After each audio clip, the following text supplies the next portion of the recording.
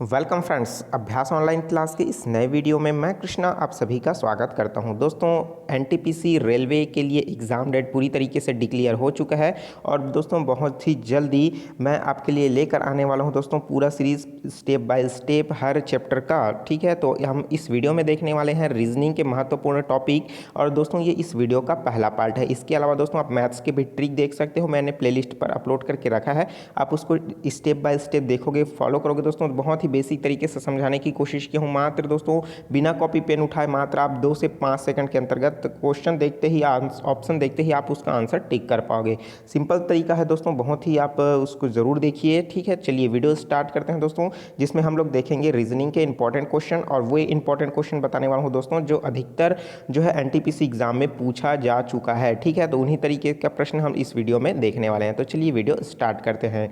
Simple सा प्रश्न है दोस्तों रीजनिंग का, ब्लड रिलेशन का, यहाँ से एक क्वेश्चन तो पूछता ही है। ठीक है, तो प्रश्न ये वाला दोस्तों पूछा जा चुका है, वही क्वेश्चन मैं आपको बता रहा हूँ। ठीक है, देखिए प्रश्न दिया हुआ है ए जो है सी का पिता है, डी जो है बी का बेटा है, ई ए का भाई है, यदि सी डी की बहन है तो बी का ई से क्या रिश्ता है।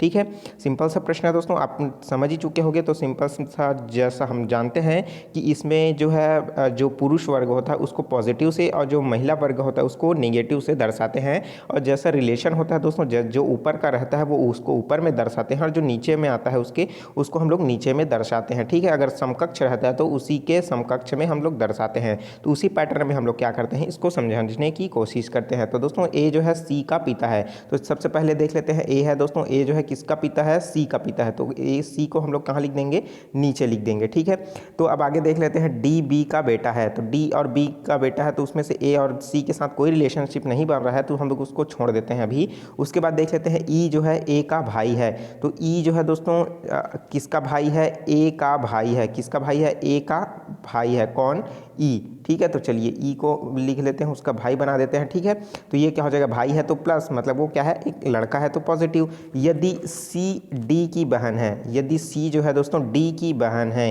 तो यहाँ पास क्या हो जाएगा, डी और बना लेते हैं, जो क्या है उसकी बहन है, तो क्या हो जाएगा, डी की बहन है। कौन, सी।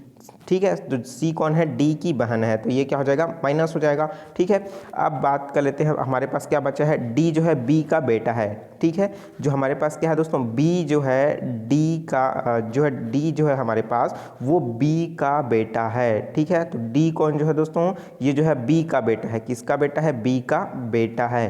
ठीक है, तो ऑलरेडी क्या हो जाएगा, ये माइनस हो जाएगा, क्योंकि क्या है, इन दोनों के बीच क्या संबंध हो जाएगा, क्योंकि ऑलरेडी सी और डी जो है दोनों दोस्तों पूरी तरीके से क्या हो जाएगा, ये दोनों के दोनों जो है पूरी तरीके से भाई बहन हो चुके हैं। जहाँ पर सी जो है ए का जो है पिता है, ए जो है पिता है और सी क्या है, उसकी पुत्री है, और डी जो है उसकी बहन है। ठीक है, तो ऊपर में क्या हो जाएगा दोस्तों, ये जो बी है वो क्या हो जाएगा, इन दोनों के बीच क्या हो जाएगा, पति पत्नी का संबंध हो जाएगा। ठीक है, लेकिन हमको प्रश्न में क्या पूछा गया है, बी का ई से क्या संबंध है। ठीक है, तो बी का ई से किस तरीके से संबंध होगा। ठीक है, तो देवर का संबंध होगा, भाभी का संबंध होगा, बेटा का या पति का, आप समझ ही सकते हो, क्योंकि ए और ई दोनों क्या है, दोनों के दोनों भाई हैं। ठीक है, तो हमको किसका संबंध बताना है दोस्तों, ई का। ठीक है, तो बी का संबंध हमको क्या करना है, बताना है।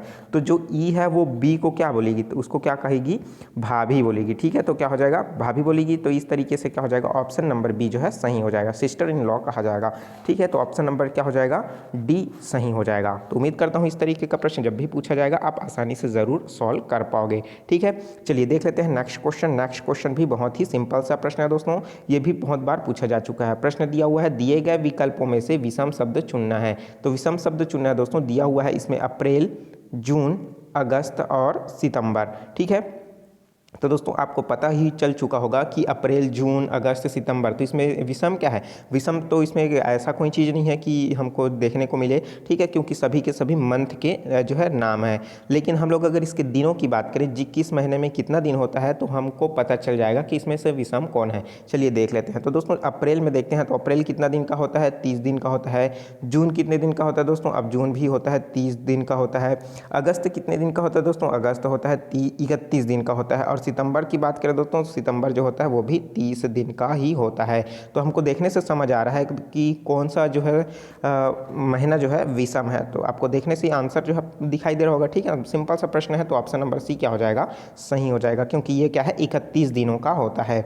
चलिए देख लेते हैं अगला प्रश्न। सिंपल सा प्रश्न है, मैथमेटिक्स कैलकुलेशन का ज़रूरत है दोस्तों, थोड़ा सा क्वेश्चन को देख करके बिल्कुल भी नहीं डरना है, ठीक है। प्रश्न दिया हुआ है, कुछ समीकरण को किसी विशेष प्रणाली द्वारा हल किया जाता है यदि प्रणाली के आधार पर हल ना किए गए समीकरण की जो है संख्या क्या होगी, हमको ये बताना है। देखिए हमारे पास दिया है, पहला समीकरण दिया है 13 गुणा 12 बराबर 651 और दूसरा दिया है 41 गुणा 23 बराबर 349। तो 24 गुणा 22 बराबर क्या होगा, हमको ये बताना है, ठीक है। तो देखिए सिंपल से अगर हम लोग बात करें 13 गुणा 12 करते हैं दोस्तों, तो हमारे पास क्या हो जाएगा 651 आता है, क्या रियल में नहीं आता, बिल्कुल नहीं आता, ठीक है। उसी तरीके से 41 गुणा 23 करते हैं तो 349 मिलता है, क्या नहीं मिलता, बिल्कुल भी नहीं मिलता, ठीक है। उसी तरीके से हमको निकालना है दोस्तों 24 और 22 का कि इसी पैटर्न से क्या हो जाएगा, ठीक है।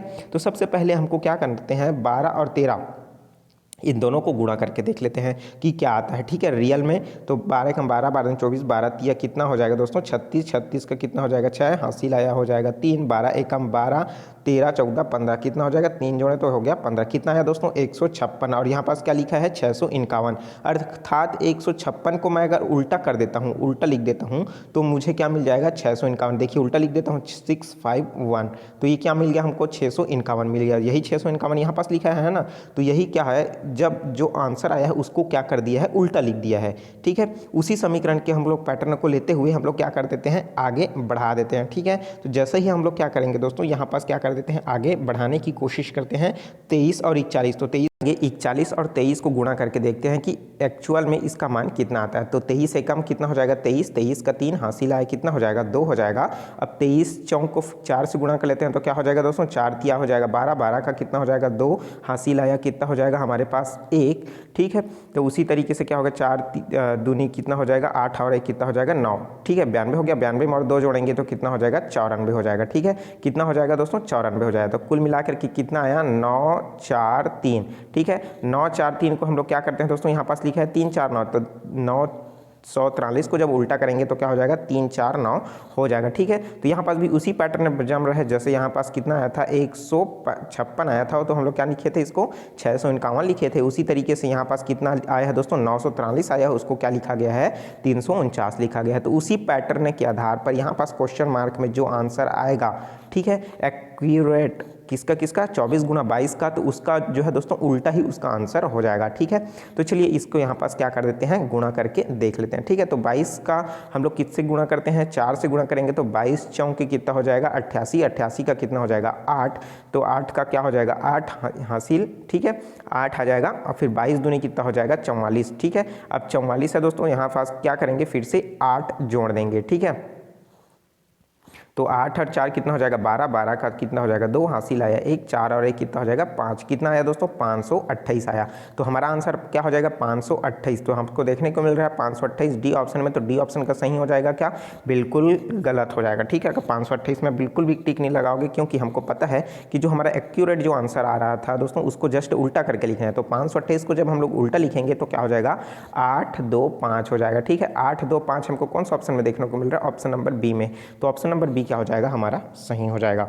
तो इसी पैटर्न से आप हमको क्या करना है दोस्तों, क्वेश्चन को समझना है और आंसर लेना है, ठीक है। चलिए देख लेते हैं नेक्स्ट क्वेश्चन। बहुत ही सिंपल सा प्रश्न है, सीरीज से यहाँ पास प्रश्न उठाया गया है, ठीक है। ये भी प्रश्न 3 से 4 बार पूछा जा चुका है, ठीक है। चलिए देख लेते हैं, सीरीज दिया हुआ है 1 3 4 5 7 9 10 और यहाँ पास क्वेश्चन मार्क में क्या आएगा हमको ये बताना है, ठीक है। तो देखिए सबसे पहले हम लोग देख लेते हैं 3 में क्या जोड़ें कि हमारे पास जो है 1 में क्या जोड़ें कि 3 आए तो हम 2 जोड़ेंगे, ठीक है। 3 में क्या जोड़ें कि हमारे पास 4 आ जाए तो 1 जोड़ेंगे, 4 में कितना जोड़ें कि 5 आए फिर से 1 जोड़ेंगे, तो 5 में क्या जोड़ें कि हमारे पास 7 आ जाए, ठीक है। तो हम लोग क्या करेंगे, इसमें 2 जोड़ेंगे, फिर 7 में क्या जोड़ें कि 9 आ जाए तो 2 जोड़ेंगे, ठीक है। तो 9 में क्या जोड़ें कि हमारे पास क्या हो जाए दोस्तों 10 आ जाए, तो हम लोग क्या करेंगे 1 जोड़ देंगे, तो हमारे पास क्या हो जाएगा। फिर अगला क्रम जो है सीरीज़ के हिसाब से जैसे चल रहा है तो हमको क्या करना पड़ेगा, एक और जोड़ना पड़ेगा। तो एक और जब जोड़ेंगे तो हमारे पास क्वेश्चन मार्क की जगह क्या आना चाहिए, 11 आना चाहिए। तो चूंकि 11 ऑप्शन में दिया नहीं है, ठीक है, तो 11 जो है ऑप्शन में दिया नहीं है, तो हम लोग क्या करेंगे फिर से पैटर्न को समझने की कोशिश करेंगे कि यहाँ पास जो दिया है 2 है, फिर अल्टरनेट, फिर 1 है, फिर 2 है, फिर 1 होना चाहिए। तो ये इस पैटर्न को फिर से समझने की कोशिश करते हैं। तो फिर दूसरा पैटर्न ले लेते हैं, कब 1 अंतराल में, ठीक है। 1 में कितना जोड़े दोस्तों, तो क्या हो जाएगा 4 आ जाए, तो हम लोग जोड़ देते हैं 3 जोड़ देते हैं, फिर ठीक है। 4 में फिर कितना जोड़े कि 7 आए, फिर 3 जोड़ देते हैं, ठीक है। तो 7 में फिर कितना जोड़े कि 10 हो जाए, 3 जोड़ें। तो ऊपर पैटर्न में सभी की जगह कितना जोड़ रहे हैं दोस्तों, 3 जोड़ा जा रहा है। तो हमारा क्या हो जाएगा, 1 का क्रम का अंतराल जो है पूरी तरीके से सही बैठ रहा है। अब देख लेते हैं नीचे का, ठीक है। हमारे पास ये 1 वाला हो गया, 4 वाला हो गया, 7 वाला हो गया और ये 10 वाला हो गया। बचा है उसको देख लेते हैं। 3 में कितना जोड़े दोस्तों कि हमारे पास 5 हो जाए, 3 में 2 जोड़ेंगे तो हमारा 5 हो जाएगा। 5 में कितना जोड़ें कि हमारे पास जो है 9 हो जाए, तो 5 में हम लोग 4 जोड़ेंगे तो 9 मिल जाएगा। अब 9 के बाद दोस्तों आगे क्या जोड़ेंगे कि हमारे पास जो है सही आंसर मिल जाए। लेकिन 2 के बाद क्या हो करेंगे दोस्तों, 2 का दुगना कर दिया गया है, तो 2 दूनी कितना हो गया 4 हो गया। अब 4 का दुगना करेंगे तो कितना हो जाएगा दोस्तों 8 हो जाएगा। मतलब हमको कितना जोड़ना पड़ेगा, 8 जोड़ना पड़ेगा, ठीक है। तो यहाँ पास क्या हो जाएगा 18 हो जाएगा। ये भी हो सकता है कि 2 के बाद कितना है 4 आया है, तो 4 के बाद 6 आना चाहिए, ठीक है। तो अगर हम लोग क्या करेंगे 9 में क्या कर देते हैं दोस्तों, तो यहाँ पास क्या हो जाएगा 6 जोड़ देते हैं, कितना यहाँ पास देख सकते हो आप, देखिए यहाँ पास आया है 9, तो 9 के बाद कितना है, 5 में कितना जोड़े हैं 4 जोड़े हैं तो 9 आया है। तो उसके बाद अगर हम लोग 9 में कितना जोड़ते हैं 8, फिर ठीक है ना 4 है, तो उसके बाद क्या करेंगे 6 जोड़ देते हैं, ठीक है। तो यहाँ पास क्या हो जाएगा 6 जोड़ेंगे, तो जब क्या हो जाएगा 9 और 6, ठीक है। इन दोनों को जब जोड़ देंगे तो हमारा क्या हो जाएगा दोस्तों, जो संख्या आएगा वो हमको ऑप्शन में मिलना चाहिए, ठीक है। तो हमारा क्या हो जाएगा पैटर्न बिल्कुल सही जा रहा है, ठीक है। तो इस तरीके से क्या हो जाएगा, तो हमारा बिल्कुल सही जा रहा है, ठीक है। तो इस तरीके से देखते हैं दोस्तों, तो यहाँ पास 18 जो है तो ये बिल्कुल नहीं आएगा, ठीक है। तो यहाँ पास क्या हो जाएगा 6 जो है वो 9, तो 9 में से जब 6 जोड़ेंगे तो कितना आ जाएगा दोस्तों, हमारा आ जाएगा 15, ठीक है। क्योंकि ये सम जोड़ते जा रहा है, 2 के बाद 4, 4 के बाद कितना आ जाएगा 6 आ जाएगा, ठीक है। तो क्या हो जाएगा 6 और 9 जब जोड़ेंगे तो हमारे पास कितना आ जाएगा 15 आ जाएगा। चूंकि 15 हमको डी ऑप्शन में देखने को मिल रहा है, तो डी ऑप्शन क्या हो जाएगा सही हो जाएगा। तो मैं उम्मीद करता हूँ इस तरीके का प्रश्न जब भी पूछा जाएगा आप आसानी से ज़रूर सॉल्व कर पाओगे, ठीक है। मिलते हैं दोस्तों नए वीडियो में नए जानकारी के साथ, मुझे दीजिए इजाज़त, take care, all the best, जय हिंद।